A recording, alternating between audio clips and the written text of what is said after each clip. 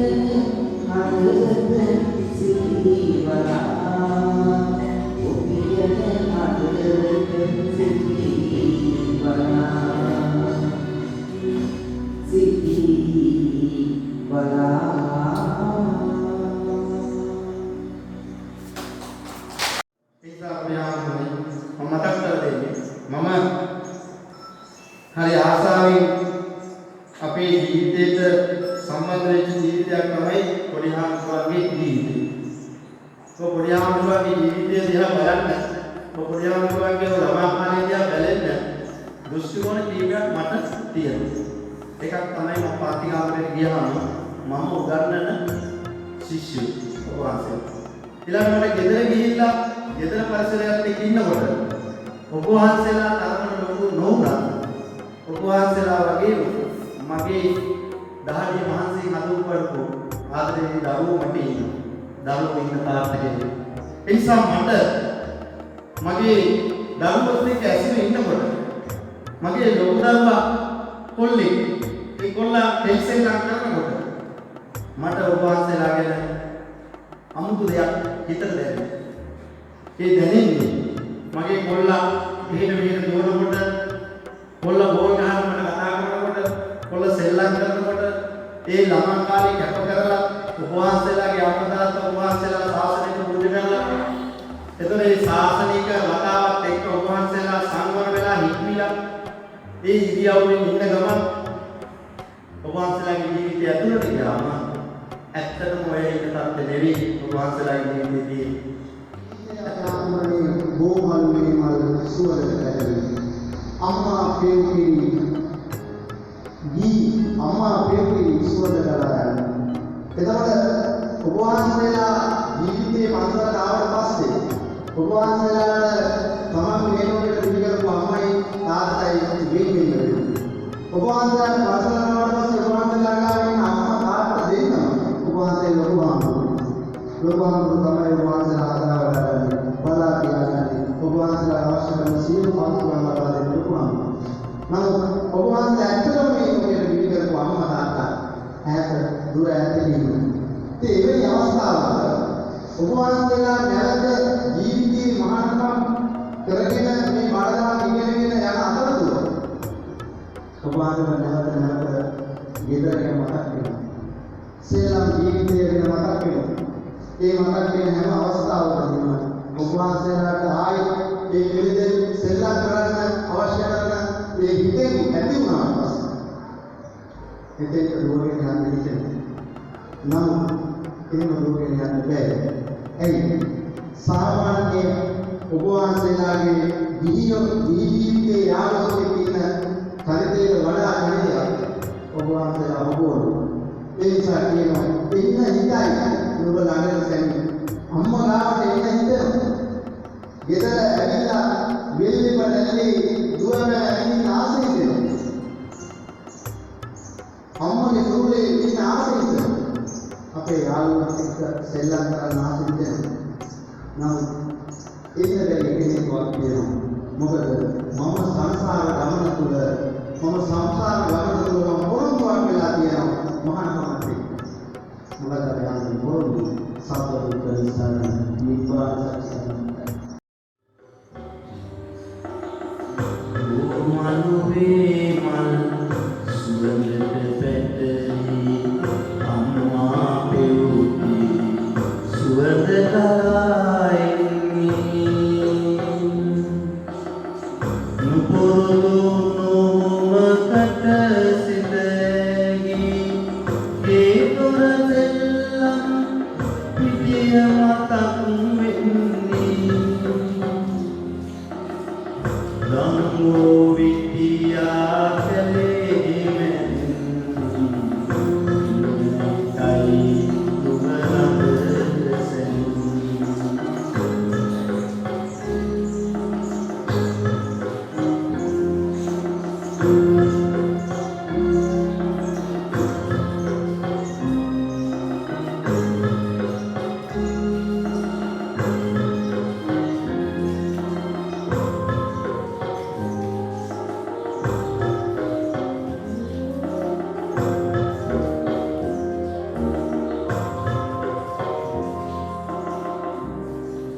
තිරකරන්නම් හතවලිගම සංසාරේ යන මේ ගමන චුට්ටක් සෙල්ලම් කරලා එන්නද පුරුදු යාළුවන් හාසෙමින්. අපි කතා කරන්න බලාපොරොත්තු වෙන්නේ මම මුලින්ම කිව්වා අම්මගේ සෙනෙහස ගැන කියවෙන හොඳම ගීතයක් කිව්වොත් මම නිවැරදියි. මේ ගීතයේ තියෙන විශේෂත්වය තමයි මේ ගීතය රචනා කරන්නේ අධිනීතිඥ රම්බණ්ඩා සෙනවිරත්න කියන මහත්මයා තමන්ගේ ජීවිත අත්දැකීම කියන. හොඳට ගැළපෙනවා කියලා. මේ ගායකයෝ අතර අපි කියනවා පිරිමි කටහඬක් කියලා. ගුණදාස කපුගේගේ කටහඬ. ඒක බය නැතුව කියන්න පුළුවන් හොඳ පිරිමියෙක්ගේ ජව සම්පන්න කටහඬ. මේ දෙක එකතු වෙලා ඉතා අලංකාර ගීතයක් නිර්මාණය වෙනවා. දවසක් පැල නැති හේනේ අකාල මහ වැහි වැස්සා තුරුලේ හංගාගෙනම ඔබ තෙමුණා අම්මේ. මතු පිට අර්ථය හරි සරලයි. දවසක් වහිනවා අම්මා මේ දරුව තෙමෙන්නේ නැති වෙන්න තුරුලට වෙලා හංගගෙන පායනකම් ඉන්නවා. මේ මතු පිට අර්ථය මෙහෙම වුණාට මේක තුළ මහා ගැඹුරු අර්ථයක් තියෙනවා. මේක අර්ථය තමයි මේක තමන්ගේ ජීවිත අත්දැකීමක් ඔස්සේ තමයි රන්බණ්ඩා සෙනවිරත්න රචනා කරන්නේ. රන්බණ්ඩා සෙනවිරත්න කියලා කියන්නේ අනුරාධපුරයේ බොහොම පිටිසර ගම්මානයක දුප්පත් ගැමි මිනිස්සෙක්. දුප්පත් කෙනාට ගැමි මිනිස්සෙක්. මේක අත්දැකීම තමයි මේ දවසක් පැල නැති හේන කියන එකෙන් මෙයා සංකේතවත් කරන දෙයක් තියෙනවා. සාමාන්‍යයෙන් අපි දන්නවා හේනක් වුණාම පැලක් තියෙන්නට ඕන. මෙතන මේ පැල නැති හේන කියලා කියන්නේ ස්වාමියෙක් නැති තාත්තා කෙනෙක් නැති ගෙදර. පැල නැති හේන කියලා කියන්නේ තාත්තා නැති ගෙදර. දවසක් පැල නැති හේනේ අකාල මහ වැහි වැස්ස. මේ තාත්තා නැති වෙලා මේ පැල නැති හේනට අකාලේ මහ වර්ෂාවක් වහිනවා. ඒ වර්ෂාව තමයි දුප්පත්කම කියලා කියන්නේ. මේ දුප්පත්කමට මේ දෙන්න හොඳටම තෙමෙනවා අම්මයි පුතයි දෙන්න. දැන් තාත්තා කෙනෙක් නැති දරුවෙක් අම්මා කෙනෙක් විසින් පෝෂණය කරනවා. මේ දුප්පත්කම කියන මේ වැස්සට හොඳටම මේ දෙන්න තෙමෙනවා. හැබැයි තුරුලේ හංගාගෙනම ඔබ තෙමුණා අම්මේ. කවදාවත් අම්මා මේ පුතාට මේ වැස්සේ දෙමෙන්න දුන්නේ නැහැ. වැස්ස තමයි දුප්පත්කම. කවදාවත් දුප්පත්කම කියන එක මේ දරුවට පෙන්නුවේ නැහැ. අම්මලා එහෙමයි. කොහොම හරි කරලා තමන්ගේ දරුවෝ වෙනුවෙන් කැපකිරීම කරනවා. පායන තුරු හිටි පියවර සිටියා ඔබ අම්මේ. කොච්චර කාල වෙනකන්ද? පායනකම්. පායනකම් කියලා කියන්නේ මේ දුප්පත්කම නැති වෙලා යමක් අතට එනකම්. මේක විශේෂම සඳහනක් කරනවා පායන තුරු හිටිය කියලා කියන්නේ නැතුව පායන තුරු හිටි පියවර හිටියා ඔබ අම්මේ. හිටපු විදියටම හිටියා. ඒ කියන්නේ මේ අම්මා කවදාවත් වෙනත් ස්වාමියෙක්ගේ අසලට ගියේ නැහැ. වෙනත් තාත්තා කෙනෙක් ගෙදරට ගෙනාවේ නැහැ. තාත්තා නැති වුණා කියලා, ස්වාමියා නැති වුණා කියලා වෙනත් පුරුෂයෙක් එක්ක වෙනත් පිරිමියෙක් විවාහ කරගත්තේ නැහැ. ඒක නිසා කියනවා පායන තුරු හිටි පියවර හිටියා ඔබ.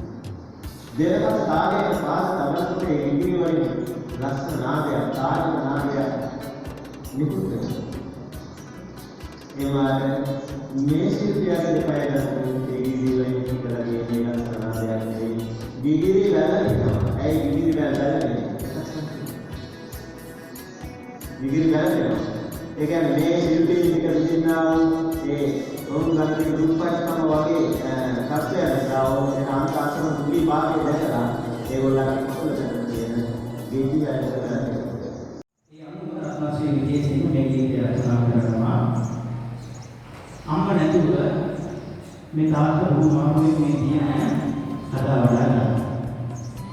එහෙම හදා වඩාගත්ත මේ දියණිය තමන්ට නොකිය වෙන ආදරයක් සලාගෙන වෙන තේරියක අපි කොල්ලෙක් එක පැනලා ගියාම මේ තාත්තට මේක ඉතාම ලොකු වේදනාවක් වුණා. ඒ තාත්තගේ හිතේ ඇති වෙච්ච වේදනාව තමයි කරුණාසී විජේසිංහ මේ තමන්ගේ වචන වලට හරවන්නේ. මේක රොබෝට් සිහිත අලංකාර සංගීතය කරනවා. සුනිල් දෙසිංහ කියන ගායකයෙක් කරන්නේ මේ ගීත ගායනා කරනවා. චන්ද්‍රමණ්ඩලී සර් මේ ගීතයේ විශේෂත්වයක් තියෙනවා. සාමාන්‍යයෙන් අපි පිළිගන්නේ හඳේ ආවෙක් ඉන්නවා කියලා. මේ ගීතයේ කියනවා චන්ද්‍රමණ්ඩලී සර් පුංචි සාපේ. කරුණාසී විජේසිංහ කියනවා උඹ හරියට දුවේ කොම හරියට හඳේ නැතිලා ඉන්න ආවෙක් වගේ කියලා. වෙනදා මේ ආවෙක් කියනකොට ආවෙක් කියන පාවිච්චි කරනවා. මන්ද කියලා කියන්නේ කියලා.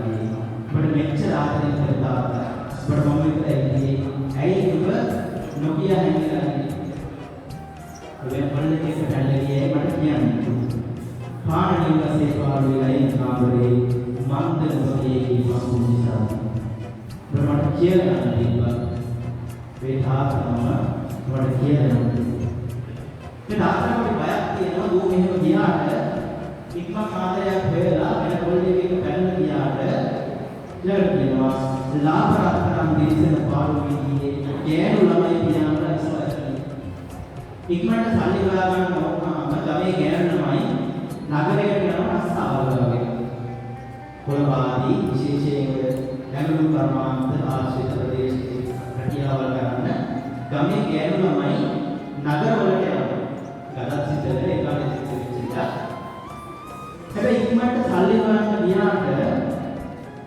මොකද වෙන්නේ උන්ට සේකමේ මගකට පාර වැටෙනවා. උන්ට නගරයට ගියාට පස්සේ ජීවිතේ වරද්දගත්තා. කොල්ලෝ ඉක්මන ආදේට ඇවිල්ලා කොල්ලන්ගේ සාඩු බස්සට ඇවිල්ලා ඉක්මනට උන්ගේ පැනලා ගියාට උන්ට සේකමේ මගකට පාර වැටෙනවා.